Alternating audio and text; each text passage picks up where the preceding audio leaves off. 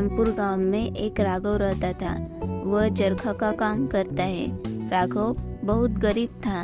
राघव दयालु और ईमानदार था। उसके घर में उसकी पत्नी, बड़ी बेटी और एक छोटा बेटा था। राघव का मालिक गोरख बहुत कंजूस, लालची और गुस्से वाला था।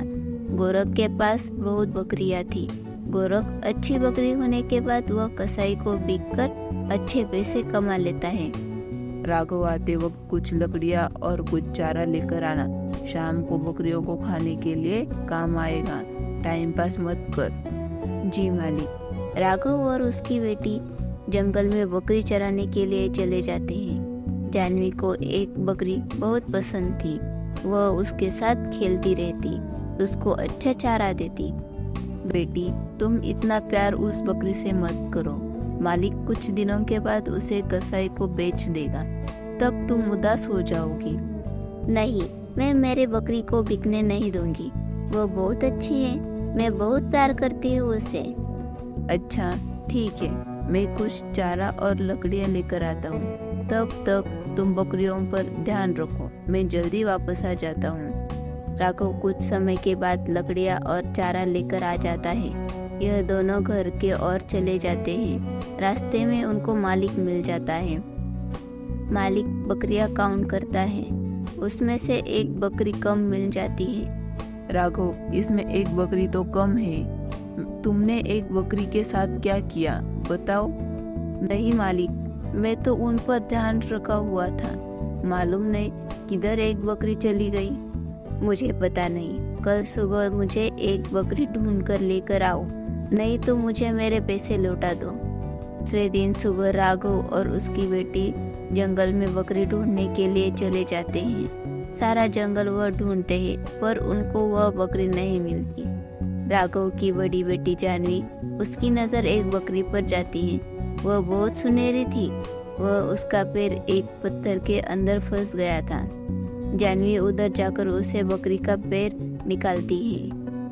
अरे धन्यवाद बेटी, तुमने मेरी मदद की। अरे तुम बोल सकती हो? हाँ बेटी, मैं बोल सकती हूँ। मैं एक जादुई परी थी।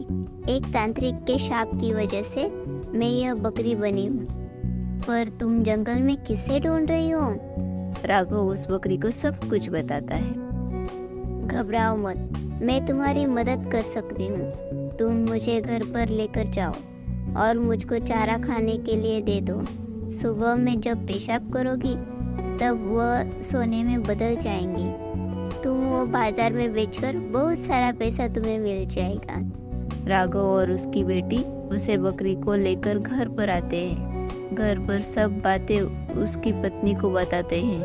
वह उसको चारा खाने के लिए देते हैं। सुबह होने के बाद देखते हैं। अजी सुनते हो? इधर आओ, देखो सब सोना ही सोना है। सब आंगन में सोना पड़ा हुआ है। वह दोनों बहुत खुश हो जाते हैं और राघव उस सोने को लेकर जौहरी के पास जाता है और सोना बेचकर बहुत सारा पैसा लेकर आता है।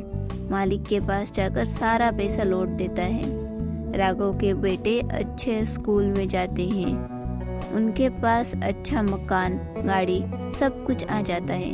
वह मालिक से बहुत अमीर हो जाते हैं। गौरव को उस बकरी का राज पता चल जाता है। फिर वह बकरी चुरा कर लेकर जाता है। अरे सुनो, मैंने इस जादुई बकरी को लेकर आया हूँ। अभी उसको मत, तुम चारा दे दो। सुबह देखा, तुमको बहुत सारा सोना वह देगी। फिर वह सोना देखकर उनके मन में बहुत लालच आ जाता है। हर दिन थोड़ा थोड़ा सोना निकलकर हम अमीर नहीं बन सकते।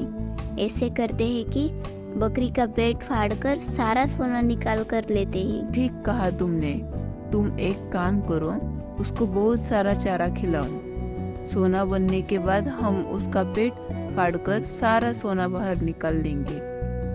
फिर अगले दिन वह दोनों बहुत खुश थे। गोरख ने चाकू लेकर उसका पेट चीर दिया, पर उसको कुछ सोना नहीं मिला। बकरी मर गई और उसमें से एक औरत की आत्मा निकली और हंसती हुई बोली, अरे तुम दोनों बहुत लालची हो और बुरे इंसान हो, इसलिए तुम्हें सोना नहीं मिला। पर तुम्हारी लालच से इस शाप से मुक्ति मिली मुझे। और वो आत्मा गायब हो गई। गौरव और उसकी पत्नी अपनी लालच की वजह से बहुत रोने लगे। इसलिए दोस्तों, लालच बुरी बला है। एक गांव में एक गरीब मछुआरा प्रदीप रहता था। उसके घर में 2 बेटे और पत्नी रंभा के साथ वह रहता था। प्रदीप रोज सुबह मछली पकड़ने जाता और रंभा घर की देखभाल करती। उनकी गृहस्थी अच्छे से चल रही थी। मैं मछलियाँ पकड़ने जा रहा हूँ। आज ज़्यादा मछलियाँ पकड़नी पड़ेगी। चिंटू के स्कूल की फी भरनी है। हाँ जी, पर पानी के ज़्यादा अंदर मत जाओ, ज़्यादा लालच भी मत करना और जल्दी वापस आ जाओ। फिर प्रदीप मच्छी पकड़ने के लिए चला जाता है। मच्छी पकड़ने के लिए पानी अंदर जाने की कोशिश करता है। एक मछुआरा उसको बोलता है, अरे भाई, तुमको पता नहीं क्या, अंदर एक डॉल्फिन मछली है। वह उनके बच्चों के लिए किसी को भी मार सकती है। उनके इलाके में मत जाओ। भाई, मुझे अंदर जाना ही पड़ेगा क्योंकि मुझे आज ज़्यादा मछली पकड़नी है, क्योंकि कल मेरे बच्चों की स्कूल की फीस भरनी है। तो मुझे अंदर जाना ही पड़ेगा, तभी मुझे अच्छी मच्छी मिलेगी। तुम चिंता मत करो, मुझे कुछ नहीं होगा, मैं जल्दी वापस आ जाऊंगा। फिर वह मछुआरा उधर से नहीं चला जाता है और प्रदीप अंदर जाने के बाद जाल फेंकता है। उस जाल में डॉल्फिन के बच्चे फंस जाते हैं। डॉल्फिन मछुआरे को जख्मी करती है और जाल तोड़कर बच्चों को बचाती है। प्रदीप को फिर घर पर लेकर आते हैं और डॉक्टर को बुलाते हैं। जख्म बहुत गहरी हुई है, उनका जल्दी से जल्दी इलाज करना होगा। इलाज जल्दी नहीं किया तो उनकी हालत बहुत खराब हो सकती है। इलाज के लिए बहुत सारा पैसा भी लगेगा। मैंने बताया था, ज़्यादा लालच मत करो। अब क्या करेंगे आप? मुझे कुछ तो करना पड़ेगा। मेरे पति को बचाना होगा और घर की जिम्मेदारी भी उठानी चाहिए। फिर रंभा सुबह उनकी नाव बेचकर एक मछुआरे से मच्छी खरीद लेती हैं और वह बाजार में जाकर बेचती हैं। अरे सुनो माताजी, ताजी ताजी मछली लाई हो, ले लो, ले भारी है। वह बड़ी वाली मच्छी का दाम बताओ। ले लीजिए, सिर्फ 100 रुपए की है। ऐसे ही प्रकार रंभा कुछ पैसे जमा कर लेती है पति की इलाज के लिए। पर एक दिन एक मछुआरा उस डॉल्फिन के बच्चे को पकड़ लेता है और बिकने के लिए लेकर आता है। रंभा सोचती है कि आप डॉल्फिन किसी भी मछुआरे को मच्छी पकड़ने नहीं देगी। वह डॉल्फिन के बच्चे खरीद लेती है और उन्हें फिर से समुद्र में छोड़ देती है।